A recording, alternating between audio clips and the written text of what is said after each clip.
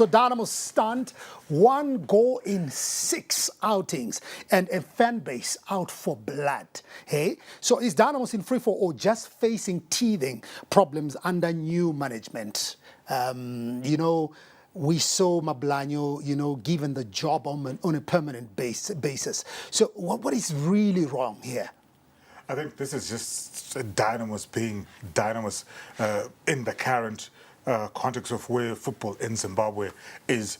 And I think, unfortunately, for the powers that be at Dynamos, and more importantly for the Dynamos fans, I think they're more delusional than anything, because I think they're still living on the past glories. But you look at the financial backing that the club has, you look at the technical team, and you look at the squad itself.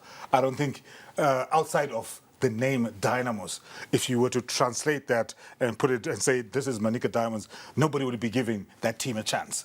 So I think that's where I think the delusion is coming from. And I think there's a desperation now, more so because the conversation is starting to shift away from Dynamos, because I think it's the same pattern over maybe the last 5 or so seasons.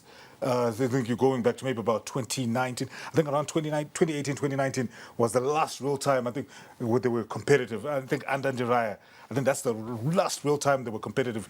Ever since then, they've just been a team that has been floating in mediocrity. Like they're there, but, people are still stuck on the 21 league titles. It's just the name. It's just the name. And I think for them to be able to progress and for them to be able to come back, I think they need to press the reset button and look at what other teams are doing. Because right now, it's crazy to even think. You were asking me about my visit to Ngoni Stadium earlier, and I was thinking to myself, it is mad that right now we're talking about a team, Moors, that, just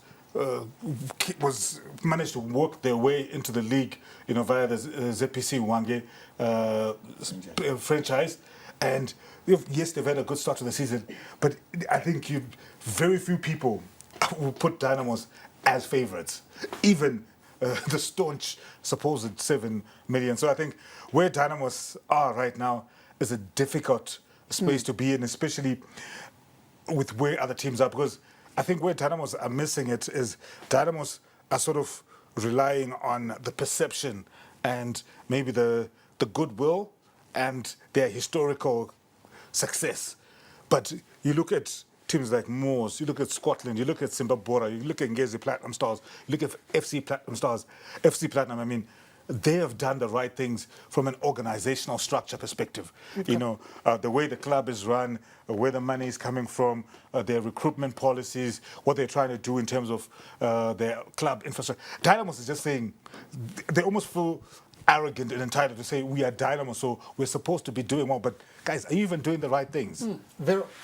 So he speaks everything good about Dynamos, like being in the name and the past glory.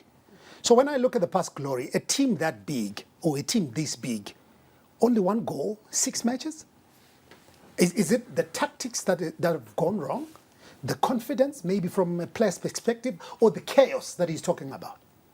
I think when we talk about Dynamos, everything revolves around the chaos that they have within their camp.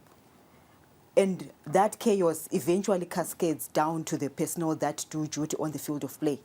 Look at them this season. Their signings, they don't inspire confidence at all. We have rookies, virtually non players who were signed into Dynamos. And yet when we look at Dynamos and where we place them in terms of being a big club, you expect players to be scrambling to come from the other clubs within the PSL to just come and play for Dynamos, because it comes with pride to play for a big team. But are players still interested to come and play? What do they gain for the fame that comes with playing for the big team? If there's no telling remuneration to the fame that's around Dynamos, then no player wants to come there. And now the coaches were forced to go to the lower league to go and scout for talent. But yet when we talk about Dynamos, when we talk about a big club, we expect players to be graduating through the structures. Do they have a developmental plan? Do they have a developmental structure? Because either way, players will come and go. but you also need a plan for the future. If the players go, then what's going to come next? You don't have the you do have the financial backup from a non-sponsor, but the finances, everyone knows, they haven't been getting to where they are supposed to go. The players haven't been benefiting. So as a result, players flee away from such an environment. And now it's more of a camp whereby virtually known players are coming there trying to figure themselves out, but which is not what we expect when we talk of a big club. Next up for Dynamos, log leaders Moors. Do we dare say it's a must-win for Dynamos? It's going to be a very difficult game, Howard. And look at who is coaching Moors, former Dynamo son, isn't it, in Lloyd Mtasa. And you look at the composition of the Moors team. I think 3/4 of the players, I think, were there last season. Then he had to add a few guys with Premier League experience. And we watched them play on Sunday against Herentos. You could see the tempo, the way Lloyd Mtasa wanted his team to play, the way he wants his team also to play. You know, on and off the ball, you could see they were working very hard. Yeah, then you can tell this is a team, and it's Yapina Premier League. But talk to us about Dynamos. yeah, but if you look at Dynamos now, Howard, let's be honest. I know people will say, because he's a Cape United son, he says this because he has Dynamos, but no, Dynamos. This is the second time that Mablanyo started with this team.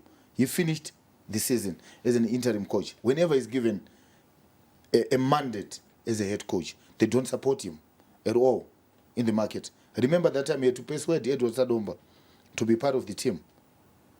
Kutanga Chipeza season a team.